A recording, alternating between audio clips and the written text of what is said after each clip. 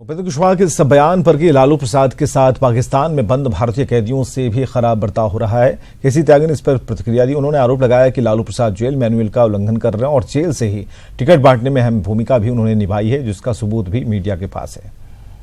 तिरंजित चुनाव को ध्यान में रखते हुए श्री उपेंद्र कुशवाहा जी का बयान है।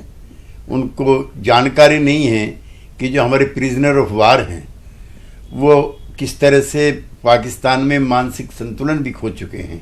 उन्होंने जेल के मैनुअल को जो कंडक्ट है, जेल मैनुअल का जो कंडक्ट है, हम भी जेल में कई बार हैं, उसका उल्लंघन करने, सारे टिकट वहीं से बटे हैं, सारे नेताओं से वहीं से मुलाकात हुई है और उनके ऑडियो वीडियो कैसेट आपके पास भी हैं जिसमें वो लोगों से बातचीत करते हुए दिखाई। पटना में चुनाव प्रचार पर निकले जेडीयू के वरिष्ठ नेता आरसीपी सिंह ने लालू प्रसाद पर निशाना साधा। उन्होंने कहा कि महागठबंधन के पास कोई मुद्दा नहीं बचा है और ऐसे में वो पर्सनल मुद्दों पर बयानबाजी कर रहे हैं। उन्होंने कहा कि जेल के अपने नियम कानून होते हैं और इसी कानून के तहत लालू प्रसाद को किसी से मिलने की अनुमति नहीं दी गई। तो बच नहीं गया, तो बिल्कुल ऐसे व्यक्तिगत मुद्दे पर लोग आ गए, उसका कोई फायदा होने वाला नहीं। देखिए, अगर वो जेल में है तो जेल में कोर्ट ने सजा दिया और भ्रष्टाचार के मामले में सजा दिया, और जेल में तो जो भी सुविधा है वही नहीं होती। जेल में किसी को मारा जाता है, जेल में तो जो अपराध किए हैं उसके बाद कोर्ट सजा देती है, वहाँ तो रहना पड़ता है। और मुंगेर में उप मुख्यमंत्री सुशील कुमार मोदी ने एनडीए प्रत्याशी राजीव रंजन उर्फ ललन सिंह के लिए रोड शो किया, जिसमें भारी संख्या में एनडीए कार्यकर्ता शामिल हुए। इस दौरान सुशील मोदी ने राजीव रंजन उर्फ ललन सिंह के लिए वोट मांगे। उन्होंने आरजेडी पर निशाना साधा। सुशील मोदी ने कहा कि आरजेडी के शासनकाल में कोई विकास नहीं हुआ, यूपीए के 10 साल के शासन में कुछ भी विकास नहीं हुआ है, विपक्ष के पास कोई मुद्दा नहीं है।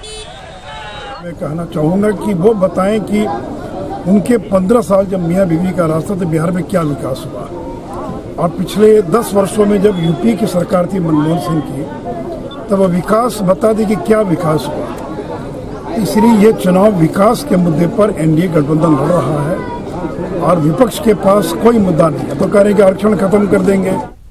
इधर आरजेडी नेता अब्दुल बारी सिद्दीकी के जाति विशेष वाले बयान पर जेडीयू ने हमला किया। जेडीयू ने कहा कि आरजेडी का चाल चरित्र नहीं बदल सकता है। वहीं सिद्दीकी के बयान को लेकर महागठबंधन में सहयोगी पार्टी कांग्रेस ने कहा कि बात बतंगड़ बनाना बीजेपी की फितरत है।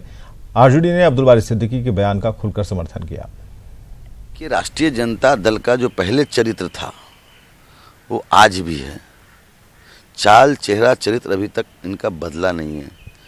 पहले तो सुलकर कह के वैसे जाति को इन्होंने बदनाम करने का काम किया, और जब लालू यादव के हाथ में सत्ता था तो इन जिसके बारे में अब्दुल बारी सिद्दीकी जैसा नेता ये सुलकर शब्द का इस्तेमाल कर रहे हैं, वैसे व्यक्ति के वैसे जात के लिए उन्होंने कुछ नहीं किया, केवल लड़ाने का काम किया, ऊंच नीच कहकर लड़ाने का काम किया। ये फॉरवर्ड है, ये बैकवर्ड है।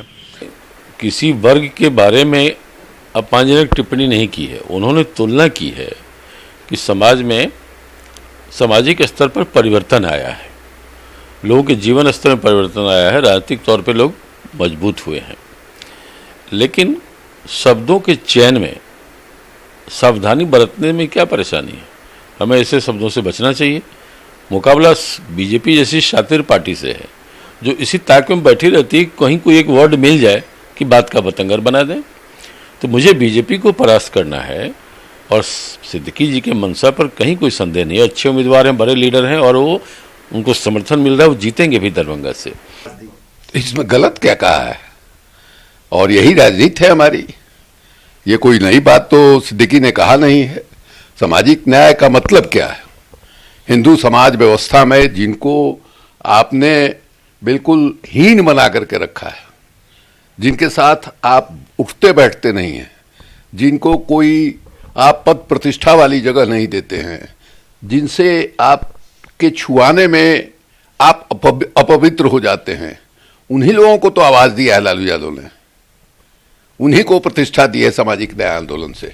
तो सिद्दीकी उसी बात को कह रहे हैं, इसमें इतराज क्यों है किसी की? और यार रुकेंगे ब्रेक के लिए।